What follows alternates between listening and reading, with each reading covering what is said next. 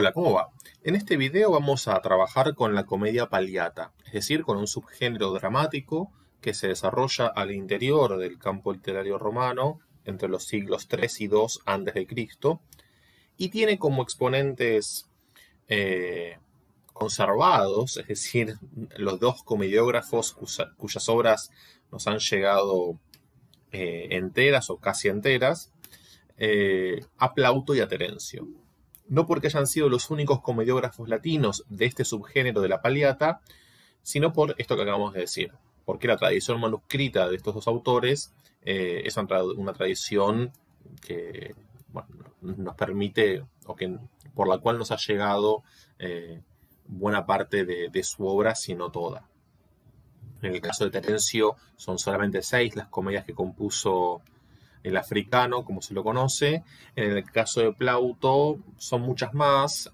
Se conservan 21 comedias y la comedia 21, digamos, la Oidularia, es una comedia en un estado ciertamente fragmentario. Otras comedias como la Ulularia le falta el final, por ejemplo, ¿no? Bueno, la tradición manuscrita de Plauto es un poquito más caótica. La de Terencio es una tradición, diría yo, privilegiada, porque en el caso de Terencio conservamos un códice del siglo V después de Cristo. Entonces saben que la literatura nos llega por copias de copias de copias de copias, ¿no? Y por lo general los manuscritos que conservamos son manuscritos del siglo X o del siglo IX después de Cristo. Por lo tanto, tener un manuscrito, que es el famoso Códice o Codex Bembinus, ese códice del siglo V es casi único, digamos, en la tradición manuscrita de la literatura antigua. Entonces, bueno, y aparecen poquitas comedias, es como un universo bastante cerrado el de Terencio. El de Plauto se supone que escribió muchas más comedias, incluso por fuera de estas 21 comedias que mencionamos. Pero bueno, digo, antes de empezar a trabajar con las características específicas o con los tipologemas que definen al género palliata como subtipo de comedia dentro del campo literario romano, vale hacer referencia a ciertos antecedentes o a ciertas condiciones de posibilidad. Condiciones de posibilidad en el sentido de que posibilitan la emergencia de este tipo particular de discurso cómico. El primer antecedente insoslayable es la comedia griega, por supuesto. Ustedes saben que, si no toda, buena parte de la literatura latina, ni que hablar la literatura latina canónica, es una literatura que está pensada y está elaborada en diálogo permanente con la literatura griega. No porque la literatura latina sea una traducción de la griega, ni mucho menos, sino porque hay una reelaboración de muchos textos que forman parte del campo literario griego. Por eso se habla de una relación de hipertextualidad, utilizando los conceptos de Genet, en el sentido de que los textos griegos funcionan como hipotextos y las obras latinas son entonces hipertextos.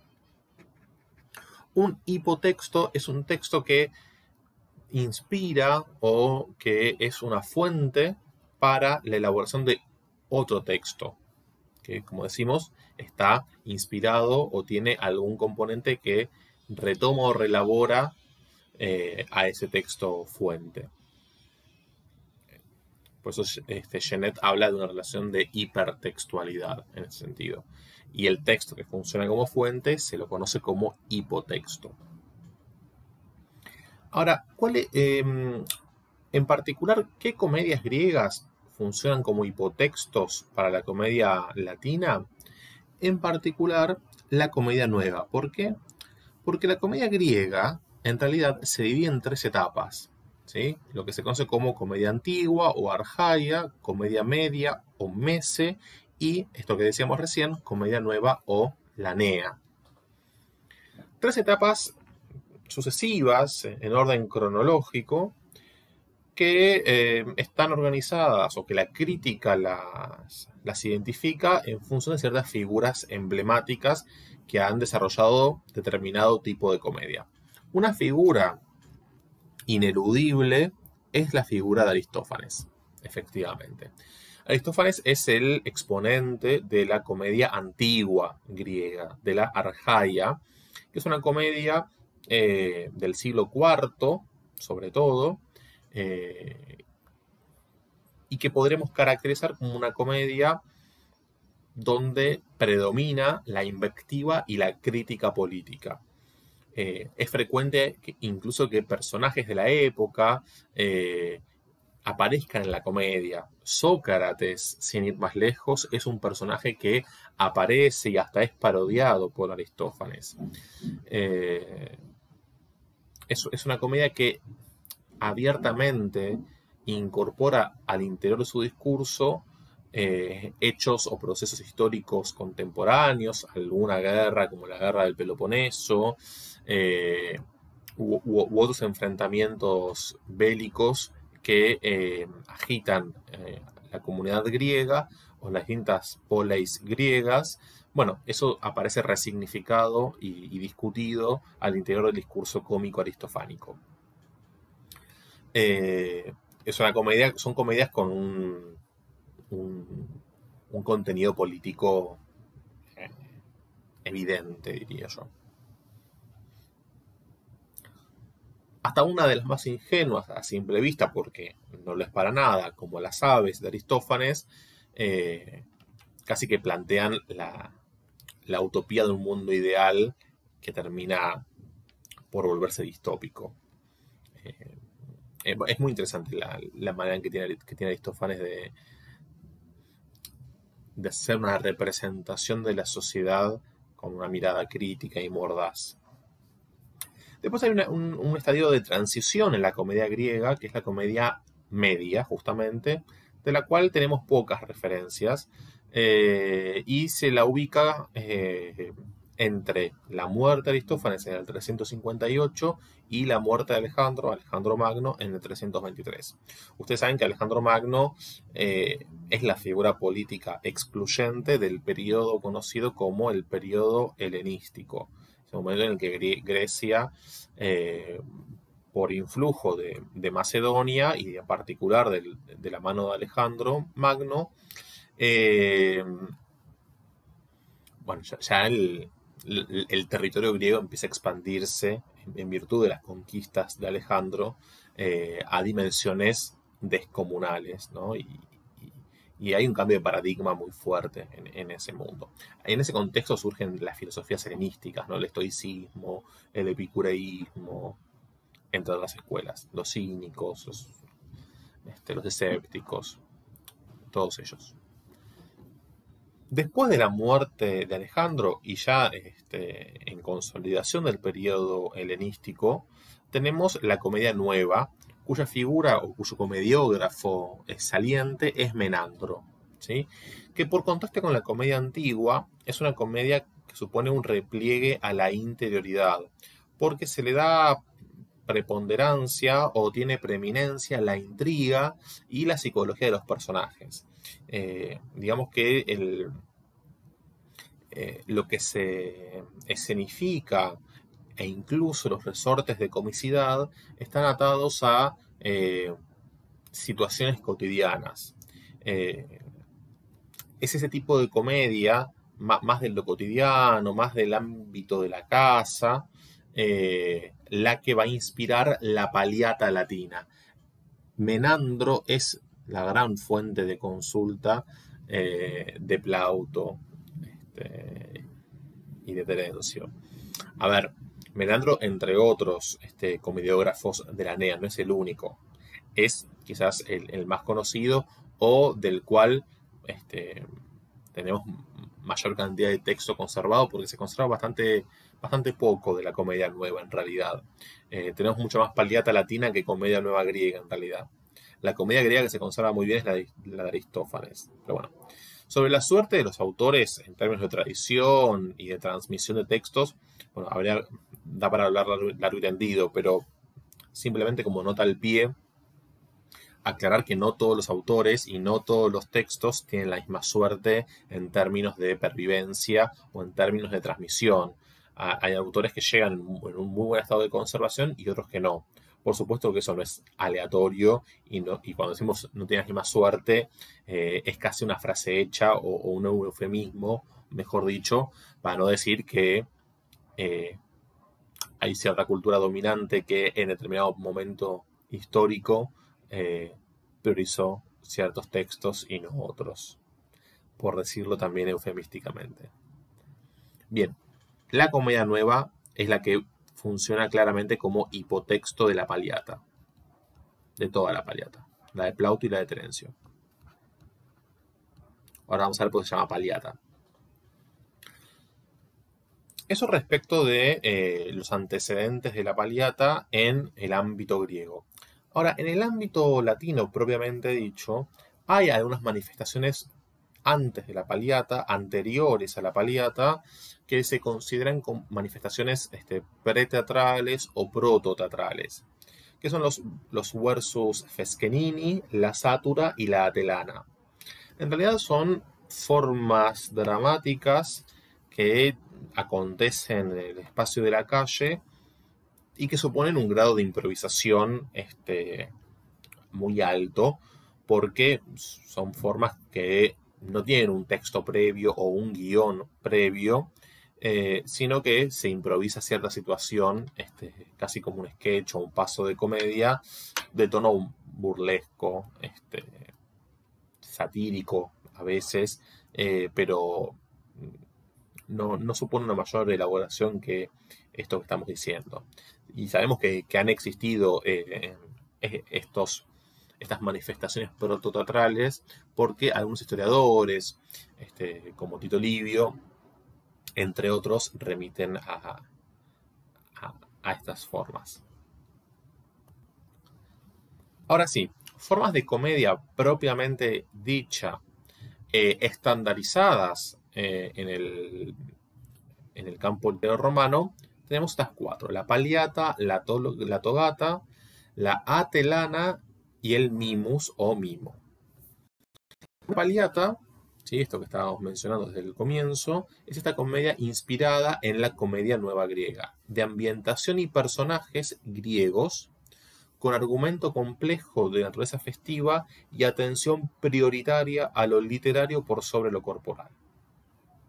Esta es una de las tantas definiciones posibles de Paliata y, como toda definición, es discutible. La propongo como punto de partida porque además es la que tienen ustedes en el cuadernillo sobre comedia en Roma. A ver, llamo la atención sobre este hecho. El hecho de que la ambientación y los personajes sean griegos. Es decir, que la Paliata, a pesar de ser una comedia romana, una comedia latina, es una comedia que en su superficie, como en su ornamentación, digamos, tiene apariencia griega. Por más que las temáticas y todo el entramado y el andamiaje cultural sea típicamente romano de punta a punta, la apariencia es griega. Como si los romanos necesitaran distanciarse, ¿no? Y poner la escena en Éfeso, en Epidauro, ¿no? En Atenas o en cualquier otra ciudad griega, para poder reírse de sí mismos. Como si fuera necesaria esa distancia, mejor dicho, esa distancia respecto de sí mismos, ¿no? Porque por ahí si la acción transcurriera en Roma o en alguna ciudad aledaña y se pudieran identificar rápidamente por los nombres con el vecino, sería un poquito más difícil reírse quizás. Acá como tienen nombres griegos los personajes, como la ambientación es griega y demás, como la vestimenta además es griega, porque se llama Paliata porque usan el pallium, que es la vestimenta de los griegos, y no la toga, como la togata, que es la vestimenta de los romanos.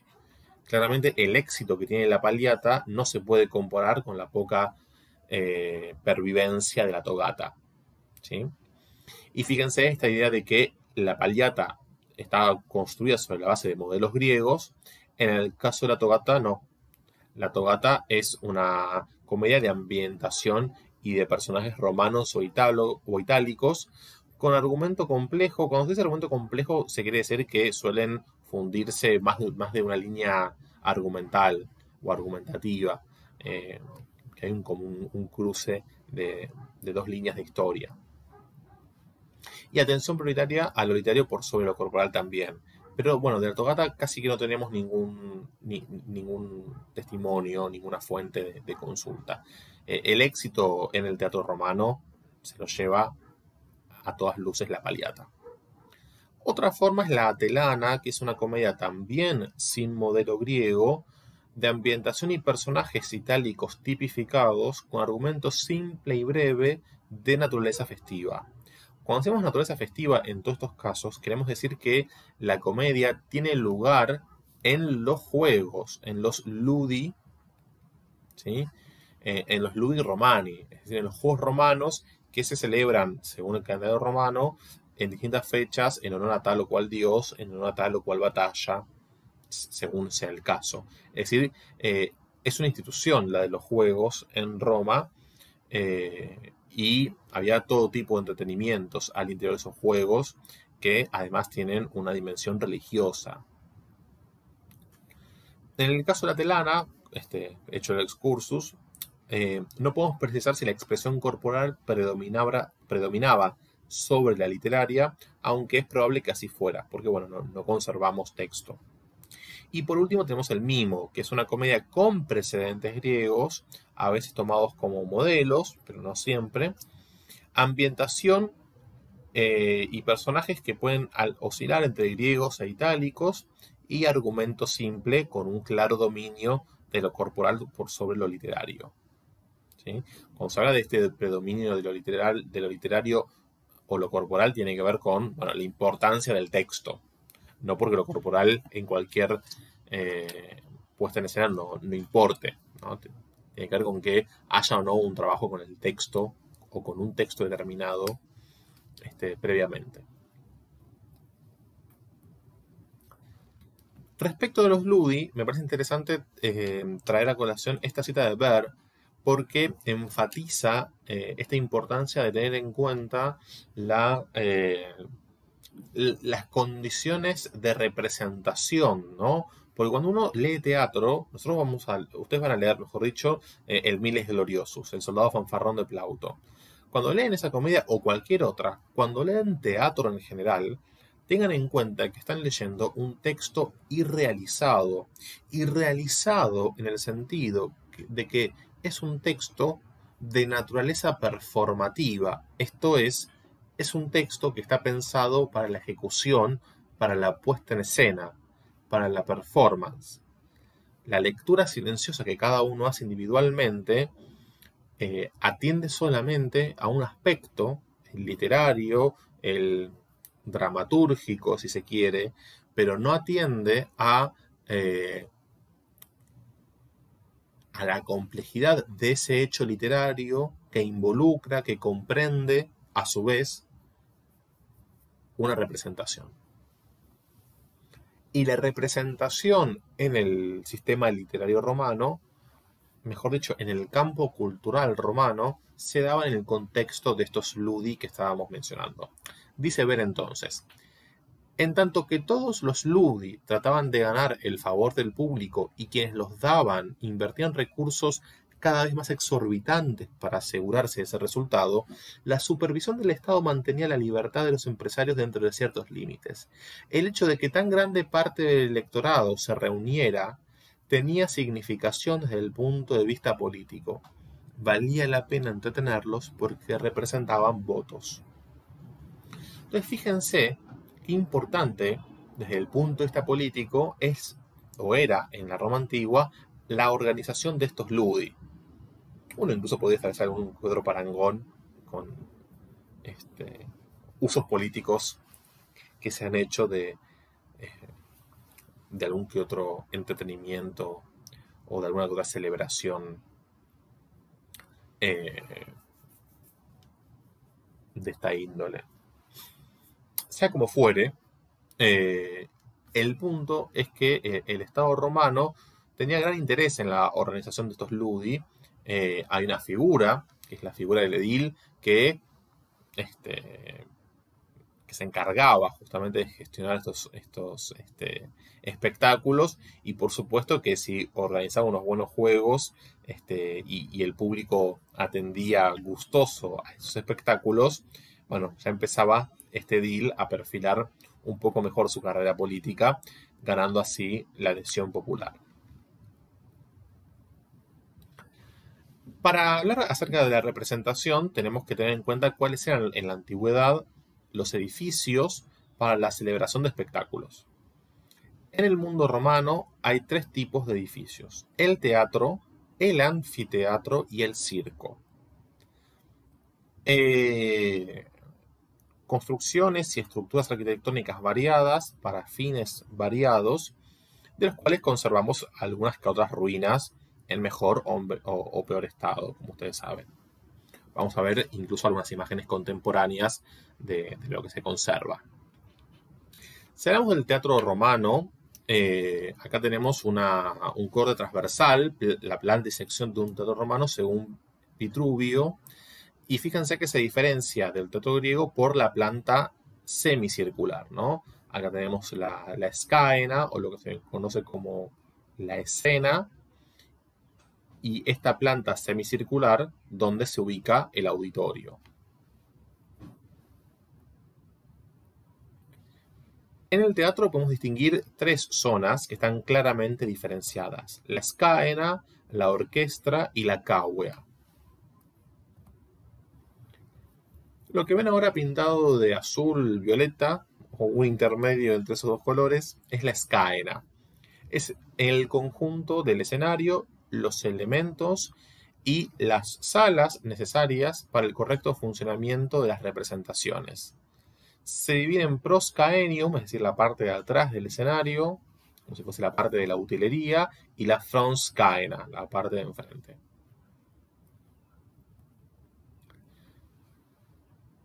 Este sector intermedio entre la scaena y la cauea es la orquestra. Es este espacio también semicircular que en el teatro griego se utilizaba para ubicar allí el coro. El coro se ubicaba en este lugar.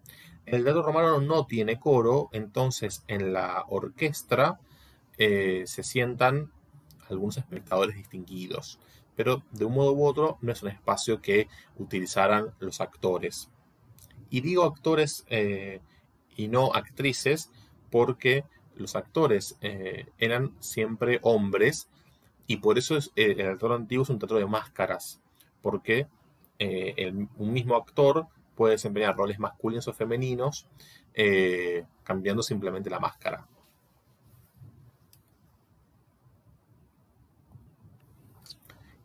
Y por supuesto, esta sección del teatro, incluso puede tener más de un nivel, es el graderío conocido como cauea, ¿sí? Es el lugar donde se acomoda el público. También hay una subdivisión jerárquica en tres zonas. La zona más cercana al escenario es la ima cauea, destinada a la alta sociedad y por general todos hombres. La zona intermedia es la media cauea, espacio reservado al público en general, y la parte más alta es la summa cauea, que está situada en la parte superior, por lo general albergaba a mujeres y a niños. Si el teatro carecía de esta zona, las mujeres y los niños pueden ubicarse, lógicamente, en la media cauea. Depende de la arquitectura de cada teatro. Lo que se ven así como puertas y pasillos de entrada y salida de las gradas reciben el nombre de vomitorium. Eso es el teatro romano. Ahora vamos a ver la maqueta del anfiteatro romano, que se produce, si se quiere, duplicando un teatro. Es como, si el teatro es semicircular, duplicado, tenemos una planta ovalada que constituye la estructura básica de un anfiteatro. Por eso es anfi. Anfi es una preposición de origen griego que significa que da la vuelta, ¿no? Alrededor de.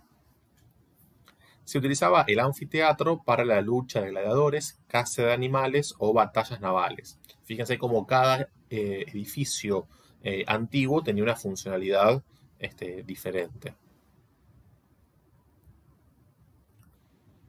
La división del anfiteatro en dos partes, básicamente. La arena, donde se realizaba la representación, esto que ven aquí resaltado, y después la cauga, también con su subdivisión interna, ima, media y suma cauga.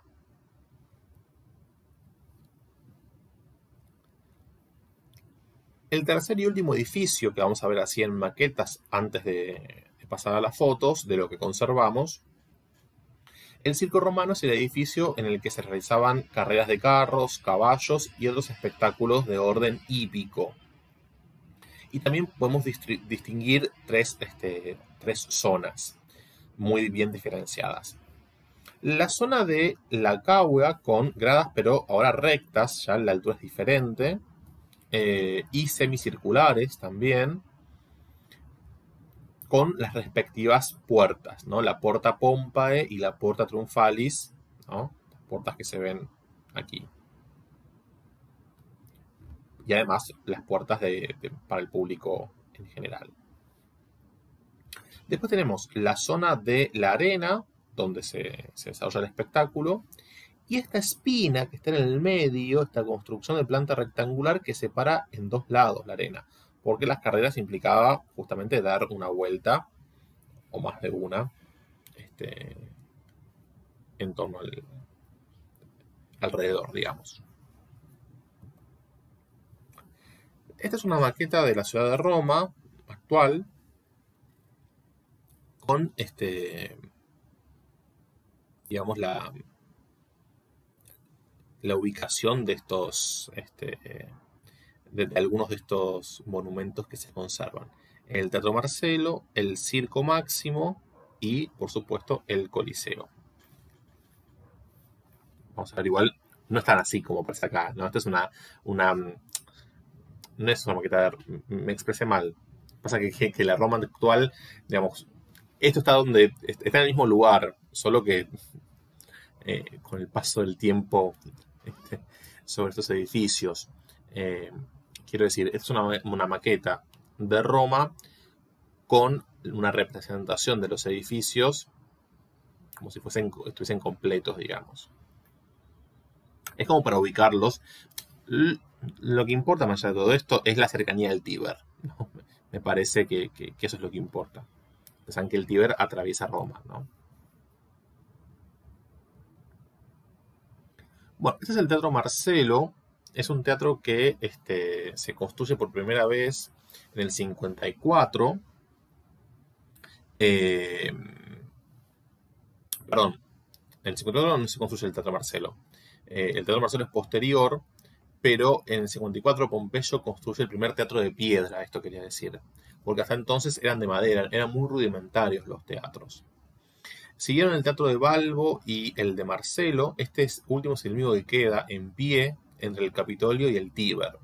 Fue iniciado por César y concluido por Augusto en el año 11. ¿Sí? Es muy posterior al 54. Ya está dentro del Principado de Augusto. Contaba con 15.000 asientos para los espectadores.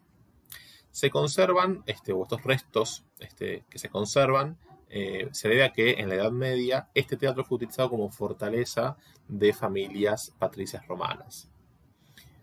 Y en el siglo XVI fue transformado en palacio. Bueno, hoy tenemos esto que ven aquí. Esta es la fachada exterior de la obra monumental de la arquitectura romana, que es el Coliseo, sin lugar a dudas. El Coliseo presenta una forma circular u ovalada. Fue construido por Vespasiano, por un emperador, en el año 70, y continuado por su hijo Tito. ¿Sí? Estamos a finales del siglo I, después de Cristo ya. Inaugurado en el 80 y concluido finalmente por Domiciano en el 82, quien le agregó el último piso y los sótanos. Está edificado dentro del complejo, o estaba edificado dentro del complejo del Palacio de Nerón. Junto al anfiteatro se levantaba el coloso de Nerón, una estatua de bronce de 40 metros, obra del escultor griego Cenodoro. Entonces, fíjense la estrecha relación que había entre estas arquitecturas monumentales, casi faraónicas, y el poder político.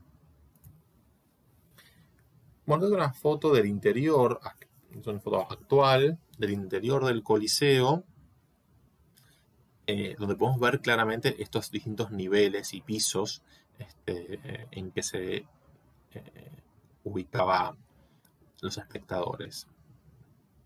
Y por supuesto se ve el sótano también.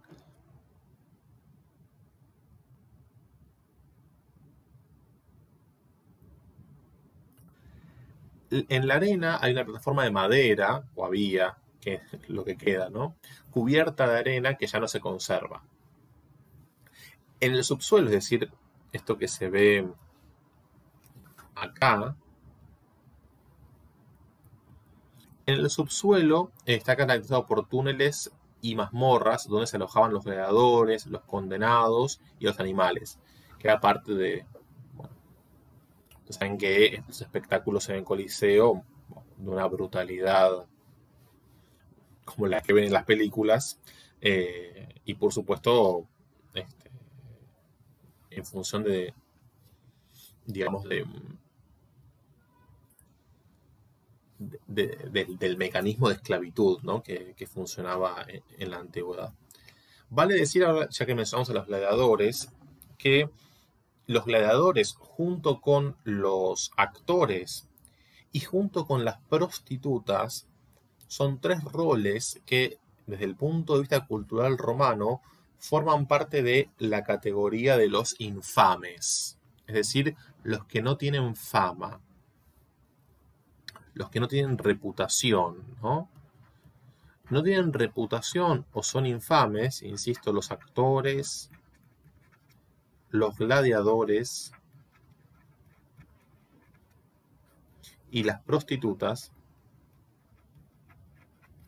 porque estos tres comparten una cualidad, tienen algo en común estos tres roles. Los tres utilizan su cuerpo para dar o para generar placer en otros. Esa cualidad que comparten los tres hace que se los considere como infames. Saben que fama en latín significa reputación. Infame es lo contrario, ¿no?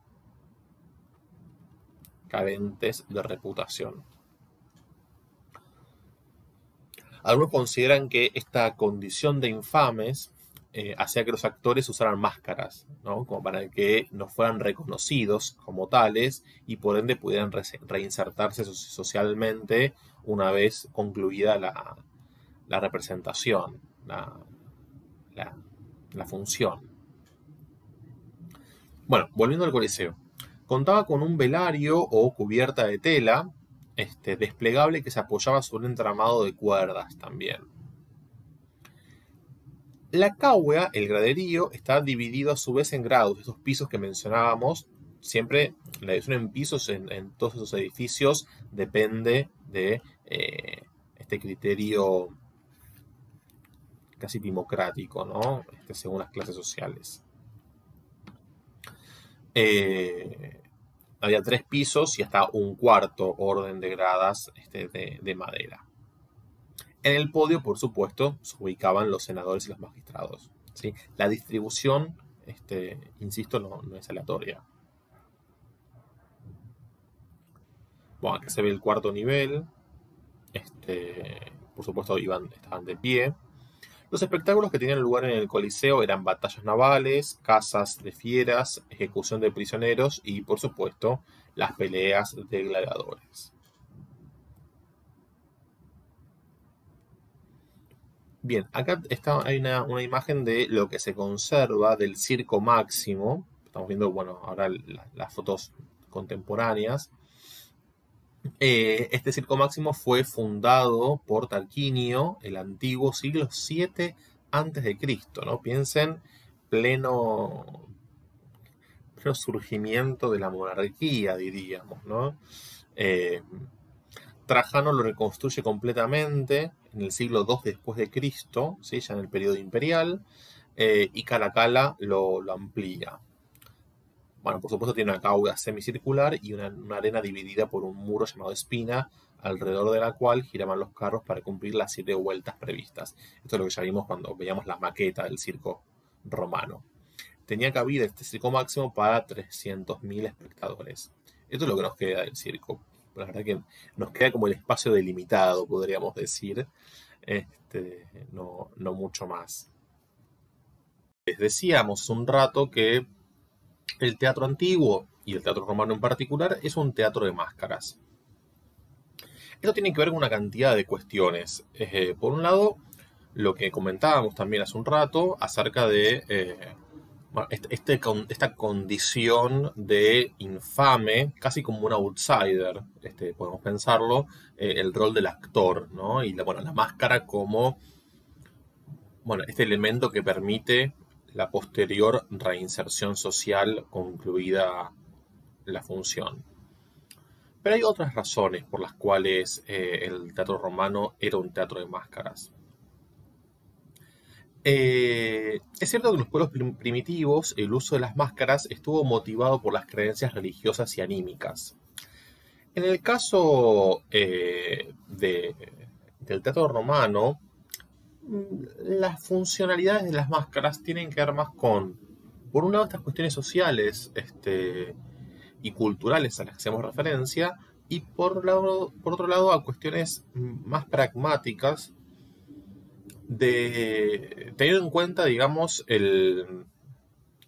lo excesivamente precario que era el sistema de representación o el sistema puesto en funcionamiento para las representaciones teatrales.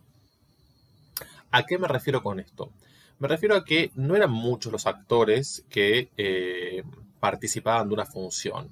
Es más, lo frecuente era que un mismo actor desempeñara más de un rol, más de un personaje al interior de una misma obra.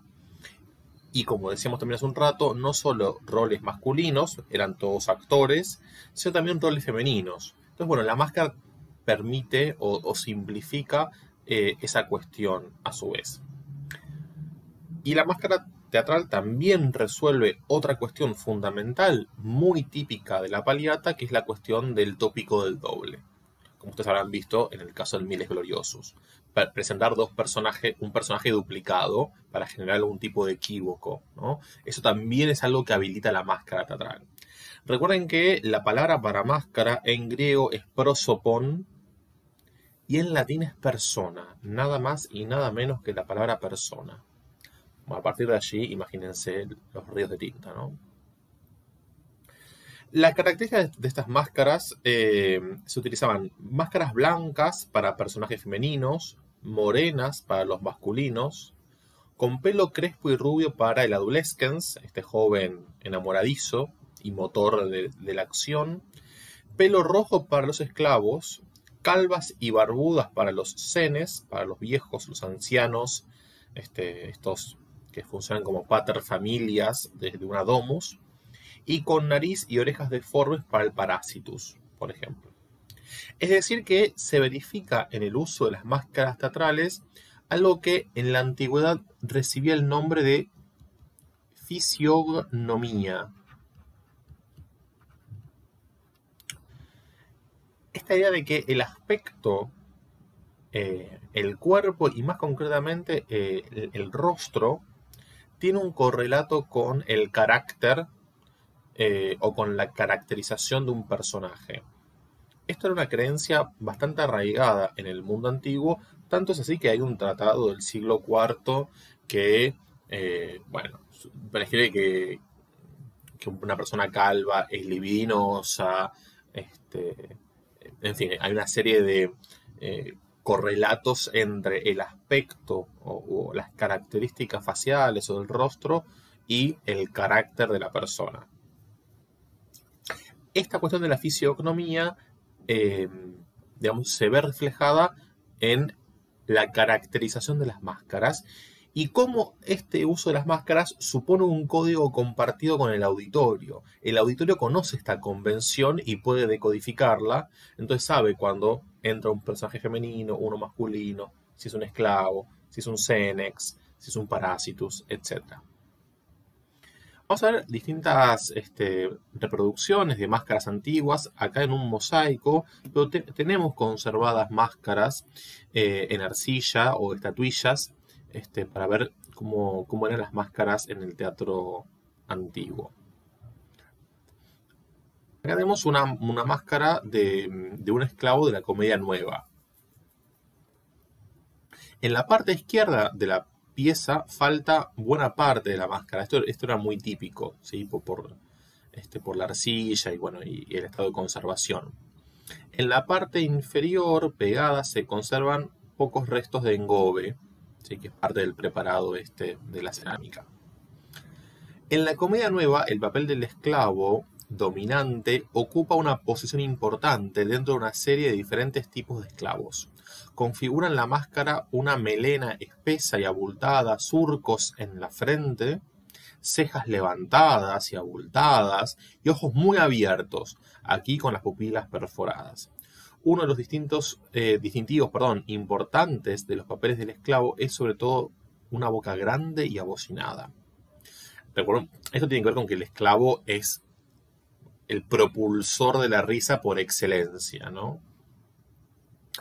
Es el que urde los engaños, es el que mueve los hilos, digamos, de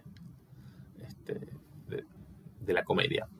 No obstante, en muchos casos no es posible asignar inequívocamente un determinado papel a las máscaras. Se conservan unas máscaras que por el estado de conservación quizás es difícil atribuirle un rol de manera fehaciente. Bueno, acá son unas máscaras, siguiendo un poquito, una muy parecida a esta. Estas máscaras que vamos a ver a continuación y estas estatuillas están en el Altes Museum de Berlín.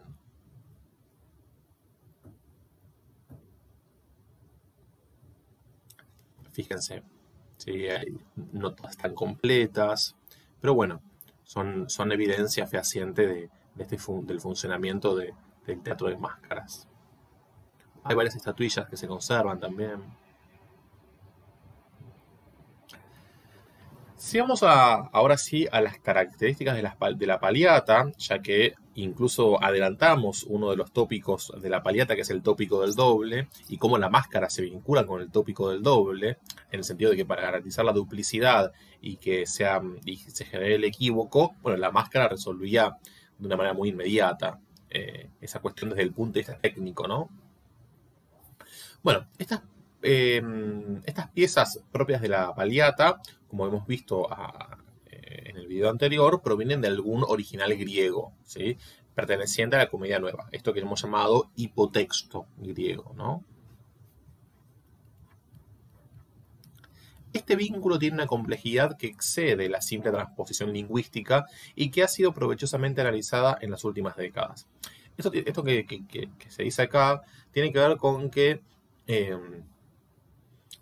en algún momento de la crítica literaria, la Paliata era considerada una mera traducción de la Comedia Nueva griega. Pero los estudios más recientes, yo diría ya avanzado del siglo XX y ni hablar en los últimos años, las nuevas investigaciones en materia de teatro romano dan cuenta de que efectivamente la Paliata latina no es una transposición lingüística o una traducción rasa, sino que se trata de un proceso creativo mucho más complejo. El procedimiento de composición, incluso Plauto lo denomina con el término vortere, ¿sí? Que tiene que ver con este proceso de reelaboración, incluso de mezcla, de contaminatio, como también se utiliza esta palabra metaliteraria, no este término, mejor dicho, metaliterario o metadramático, es decir, la combinación de distintos hipotextos griegos. Muchas veces eran más de uno los hipotextos que Plauto o Terencio tenían en consideración a la hora de formar sus obras. Sobre la base de originales griegos, él compone una comedia original, él por Plauto, ¿no? Con un lenguaje colorido e idiosincrásico, es decir, que tiene una raigambre romana por donde se lo mire, y que ofrece novedosos tramos musicales llamados cántica, ausentes del diálogo griego.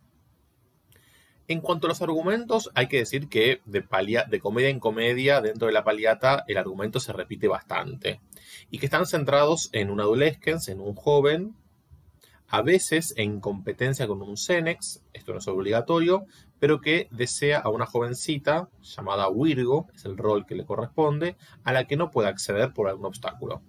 En este punto aparece la ayuda del servus, es decir, del esclavo, que llevará adelante las acciones que sean necesarias para complacer el deseo de su amo, urdiendo engaños en contra de quien se requiera. Finalmente suele descubrirse algún secreto que permite la unión de la joven pareja, por ejemplo, el reconocimiento de una hija perdida. Y se restablece el equilibrio que consiste en el cumplimiento de los imperativos axiológicos, es decir, de todo el entramado axiológico sobre el cual hemos hablado ya bastante en aquel video sobre las relaciones de género en la antigüedad. Todo eso que decíamos a propósito en esa clase acerca de la pietas, la estructura familiar, el rito del casamiento, la concepción de la gens, todo esto que hace a el entramado cultural y axiológico romano lo pueden ver representado en una comedia como el Miles Gloriosus, que es un modelo de Paliata latina, sin lugar a dudas. Otra cuestión que me parece interesante mencionar respecto de la construcción de estos argumentos tiene que ver con el esquema actancial.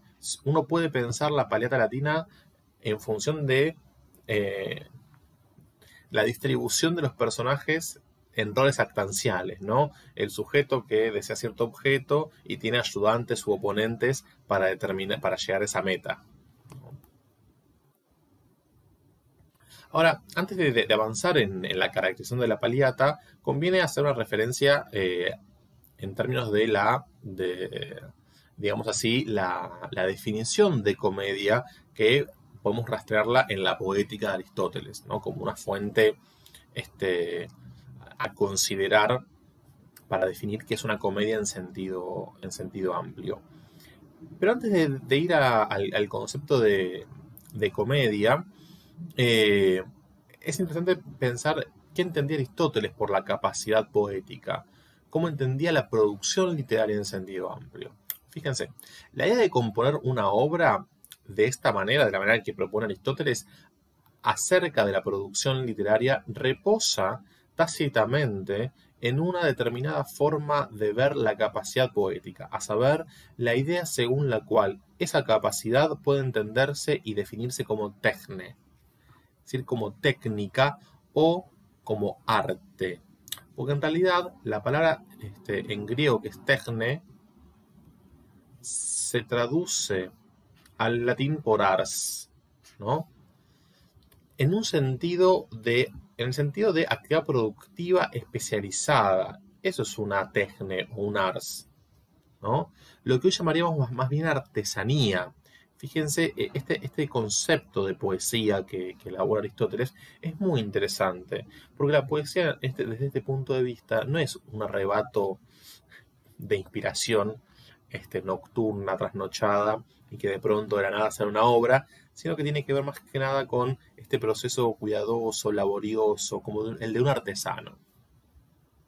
En la filosofía aristotélica, techne es el saber productivo, es decir, es el saber orientado a la producción. Poiesis, que viene del verbo poieo, crear, hacer, a su vez da en español poesía. ¿Sí? Entonces, fíjense estos sentidos cómo se actualizan. La techne es una capacidad intelectual que se adquiere mediante el aprendizaje. Con reglas y ejemplos, el artesano puede, en efecto, explicarle eficazmente su saber al aprendiz. ¿Sí? Esa es la concepción aristotélica. de poesía. Y la poesía dramática es un tipo particular de poesía. Ahora, la poesía dramática es una poesía que funciona sobre la base del concepto de mímesis. Sobre el concepto de mímesis hay una cantidad enorme de bibliografía, y en realidad hay una controversia muy fuerte acerca de cómo traducir mímesis al castellano. Hay quienes traducen, o la traducción tradicional que se propone, es la traducción de mímesis como imitación. Pero en realidad lo que proponemos es pensar la noción de mímesis no tanto como imitación, porque eso supone cierta posición pasiva del dramaturgo, sino pensar mímesis en un sentido más activo, ¿no? Fíjense, esto está tomado de la introducción de Sinot a la poética de Aristóteles, ¿no? Dice, es preciso señalar que traducir mímesis como imitación, si bien es un hecho muy arraigado ya en la cultura occidental, comporta una serie de inconvenientes en la medida en que para Aristóteles una obra de arte no refleja una realidad concreta preexistente que opere como referente del objeto artístico. Antes bien, lo que el poeta produce es una totalidad de sentido imaginaria o ficticia que es neutral respecto de la verdad o falsedad fácticas. Sí debe ser creíble en el sentido aceptable como hecho posible. Así, los criterios de construcción poética son la verosimilitud y la coherencia, y nunca la concordancia con una realidad contingente dada. Fíjense cómo mímesis, comúnmente traducida por imitación, para describir el proceso de creación poética, que se da, por ejemplo, en una comedia o en una tragedia, Sinot propone traducir mímesis por ficción. Me parece que acá hay un sentido muy interesante para desarticular quizás concepciones muy arraigadas pero un tanto inexactas. Sugiero fuertemente la traducción de Sinot de la poética de Aristóteles. Es una muy buena traducción que está en la editorial de Coligüe. Y en la poética, Aristóteles le dedica un pasaje al pasar, valga el juego de palabras, a la comedia. Aristóteles se dedica fuertemente en la poética a analizar la tragedia. Es el género por excelencia y el modelo de tragedia, la perfección de la tragedia es Edipo Rey. En el caso de la comedia, es un género que lo menciona por oposición a la tragedia y casi como una forma dramática inferior, ¿no? Dice Aristóteles, la comedia es, como dijimos, imitación de hombres inferiores, aunque no en toda forma de maldad, sino en la especie de lo feo que es risible. Geloios es la palabra en griego. Pues lo risible es una forma de error y fealdad que no causa dolor ni destrucción. Un ejemplo inmediato es la máscara cómica, algo feo y desfigurado y sin dolor. Entonces, la comedia, frente al gran género que es la tragedia, la comedia es una forma inferior en tanto que aparecen personajes del orden de lo cotidiano, no héroes, dioses, ni mucho menos. En la comedia no intervienen los dioses, en la comedia no se trata ningún asunto mitológico, y el hecho de que, por ejemplo, Plauto introduzca dioses y trate un asunto mitológico como el nacimiento de Hércules en el anfitrión, hace que esa comedia genere una disrupción al interior del sistema de convenciones de la Paliata Latina. Pero bueno, eso es otro tema. En principio, la convención tiene que ver con esto, ¿sí? La comedia como un género inferior que representa una situación cotidiana, personajes cotidianos, nada del orden de lo extraordinario, todo lo contrario. Bien, vamos a desmenuzar ahora un poco los roles, porque la comedia latina y la Paliata en particular es una comedia muy codificada, está altamente codificada y eso hace que haya un stock de caracteres previstos. Es decir, los roles ya están tipificados. Puede haber alguna otra variación, no todos estos roles aparecen siempre. Bueno, el adolescens y el senex sí, pero no todos los roles aparecen siempre y puede haber alguna variación al respecto. No obstante, el stock es un universo cerrado, quiero decir. Bien, del adolescens, este joven enamorado, hemos hablado ya, ¿no? Su deseo por la mujer o por una mujer es lo que motiva la acción. Esta mujer puede ser una prostituta que alquila o compra, o una mujer de origen libre que en el comienzo de la comedia es esclava, cortesana o pobre. En esto que acabamos de leer, vemos sintetizado quizás el argumento de las comedias que pertenecen a la Paliata. La circulación del dinero y las mujeres es lo que enarbola todo el entramado argumental. El adolescens no es capaz de urdir los medios para satisfacer su deseo y entonces se limita a seguir las indicaciones de su esclavo. En algunas ocasiones, más en Terencio que en Plauto, aparece el enfrentamiento entre padres e hijos, que es como un tópico típico de Terencio. En Plauto no aparece este conflicto generacional tan marcado. En Terencio es un tema sin lugar a dudas. En Los Hermanos, por ejemplo, está muy claro. El senex es el padre, es el anciano, es el pater familias. Ustedes saben que el pater familias es siempre el antepasado vivo, que al interior de una familia ejerce el imperium por sobre todos los demás. Es el dueño de la casa y aparece en casi todas las comedias. Realmente eso es un rol que se repite. Puede ser avaro, irascible, autoritario o en extremo complaciente. ¿Sí? Se mueven estos dos polos de acción. El más ridículo es el senex enamorado, que es ineficaz en engañar a su esposa y compite con su hijo, ¿no? Como ocurre en Cassina o en Mercator. También puede funcionar como amigo de otro senex o como hermano. Entonces puede haber más de dos, o como vecino, ¿no? Entonces puede haber dos senes al interior de una comedia. Muchas veces es ridiculizado por distintos personajes o por la situación en la que se encuentra, digamos.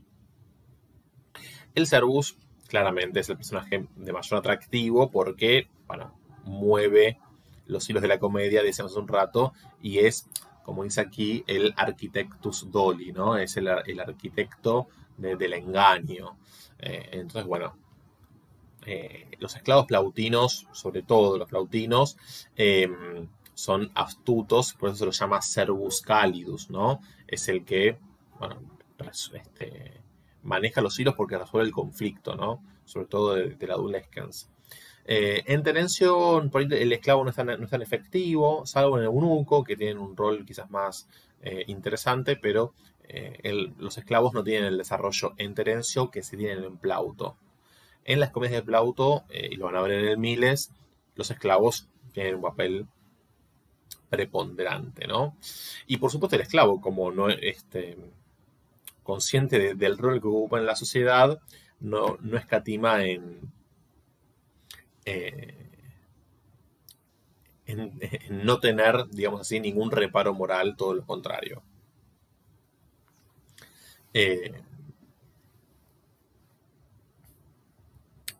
Dentro de los roles femeninos, vamos a decir que sobresalen la matrona y la meretrix.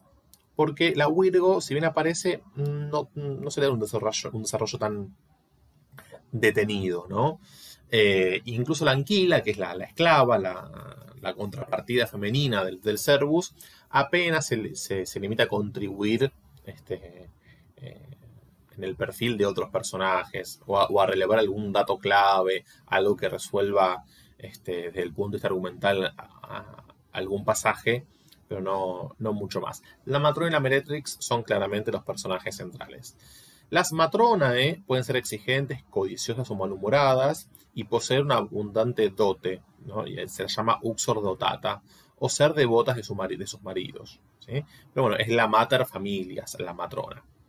Mientras que la meretrix, son las meretrices, es decir, las prostitutas, pueden estar enamoradas del adolescens y desear ser liberadas o ser experimentadas y estar movidas por el dinero, ¿sí? Según la pieza tienen esta modulación. Y después tenemos algunos roles menores dentro de la Paliata: el Miles, el Leno y el Parasitus. En el caso del Miles, que es el que aparece claramente en el Miles Gloriosus, es este soldado que se caracteriza por su fanfarronería, ¿no? Esta jactancia, y rivaliza con el Adulescens por una cortesana, ¿sí? Que es lo que se da en el Miles Gloriosus claramente. Utiliza un léxico militar, ¿sí? Que es profundamente romano, y su lenguaje es altisonante y ampuloso.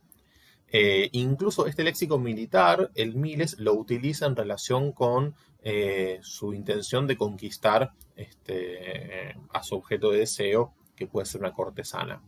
Entonces ahí se activa el tópico de la militia amoris, ¿no?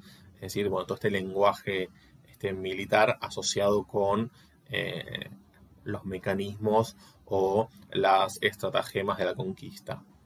Algo que después se va a reactivar dentro de otro género típicamente romano, que tiene su explosión después de Caturo y dentro del sistema político augustal, que es la elegía romana de asunto erótico. Pero bueno, es otro tema. Otro rol menor es el Leno. No tenemos una traducción muy exacta, puede ser rufián, cafillo. Es un paria total, personaje cruel, sórdido, de poca inteligencia. El ansia de dinero es su prioridad y no duda en estafar, mentir y engañar, aunque con grandes dosis de cobardía. Todos sus vicios justifican los trucos del esclavo para engañarlo, ya que el castigo del malo forma parte de estos convencionalismos de la Paliata. Pero bueno, este es el Leno, que no aparece siempre. Y el Parasitus es otro rol también que Plauto lo explota para generar comicidad. Como el nombre lo indica, este Parasitus tiene una preocupación central en torno a la comida, ¿no? Y se caracteriza por esa voracidad, ¿no? Por comer sin parar apenas le dan una amiguita. En su afán de conseguir alimento es adulador y bromista, ¿no? Entonces, cuando, por ejemplo, es muy graciosa la escena cuando el Parasitus adula a Pirgo Polinices. Bueno, se excede, ¿no? La hipérbole claramente es un recurso de comicidad. Desde el punto de vista de la función dramática, el parásito puede ser una variante del esclavo, claramente, ya que utiliza los recursos de el éxito, esta desvergüenza, ¿no? Y el temor al castigo también aparece para generar comicidad. Respecto de las convenciones teatrales, es decir, del funcionamiento de la escena, vale la pena mencionar algunas cuestiones. En primer lugar, esta idea de que la escena consistía en una pared lisa en el fondo con 3 puertas, las 2 alas laterales con las entradas correspondientes, un techo chato, que se utiliza por ejemplo en el anfitrión, y un altar en la misma escena. La acción está condicionada a desarrollarse en este espacio fijo y sin cambios escenográficos. Por eso digo, la representación teatral en la Roma antigua es sumamente rudimentaria. Si la acción está ubicada en la ciudad, una entrada conducía al centro de la misma y otra al puerto o en algunos casos al campo. Pero esto lo iban indicando los mismos personajes. Las entradas y la salida de los personajes están todo el tiempo anunciadas. Hola, te veo venir, uy, ahí entra tal. Todo el tiempo se anuncian las entradas y salidas de los personajes. Esto para volver más comprensible la trama, por un lado, y por el otro para, poner en autos quizás a alguien que acaba de entrar. Porque las representaciones en la antigüedad no eran como ustedes pueden imaginarse ahora, que bueno, uno entra en silencio, apaga el celular y contempla la función. Eran un descontrol en realidad. La gente entraba, salía, se tiraban cosas, comían, tomaban, bueno, en fin, todo lo que se puedan imaginar. Entonces, bueno, por ahí un espectador estaba un rato y no veía la obra entera. Entonces, bueno, las entradas de los personajes o incluso alguna recapitulación suele ocurrir, suele estar prevista por el dramaturgo para actualizar todo el tiempo la trama, teniendo en cuenta las condiciones de representación. Es muy frecuente también dentro de la Paliata el uso de espías y apartes.